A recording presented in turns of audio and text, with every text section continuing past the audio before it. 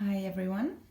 Today we are going to show you Kati Chakrasana, which is a series of 5 different asanas focusing on spinal rotation as well as lateral flexion, and it keeps your spine and waist supple and strong. Just be careful if you're pregnant and avoid it if you've had any spinal or abdominal surgery recently, or if you're suffering from a slip disc or hernia. Now what you do is you stand with your feet hip distance apart, and then you bend your knees slightly. Your pelvis can be in posterior or anterior tilt, so whatever feels better for your lumbar spine. Now you stretch your hands out in front of you, parallel to each other, and then you take a deep breath in, and on the out breath, you twist to the side from your waist. Kati means the waist, so this is the waist round or the waist wheel. Chakra is the wheel.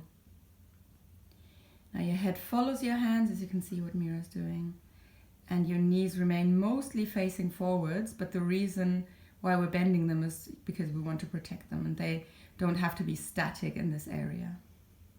Stop your movement where it feels comfortable, but you're still slightly pushing yourself, and take a few deep breaths in and out. Then take a last deep breath in, and on the out breath, move your arms just a tiny bit further towards the back. And you stay here and you breathe, and then you slowly come back. And then you do the other side. Deep breath in, and then you breathe out and you go to the other side.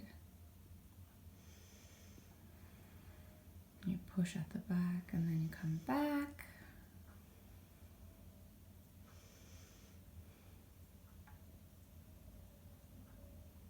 And an alternative to this is having your arms at a 180-degree angle. So you're still staying in that bend, and then now you're going towards the back with your arms at this 180-degree angle.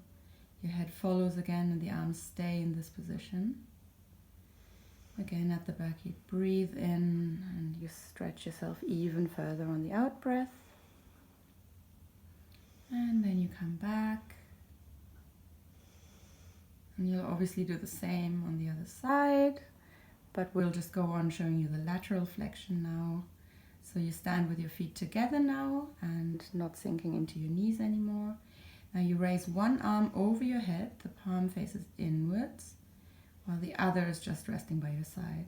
And now you very gently slide your bottom arm down your leg, so you're tipping sideways from the hip.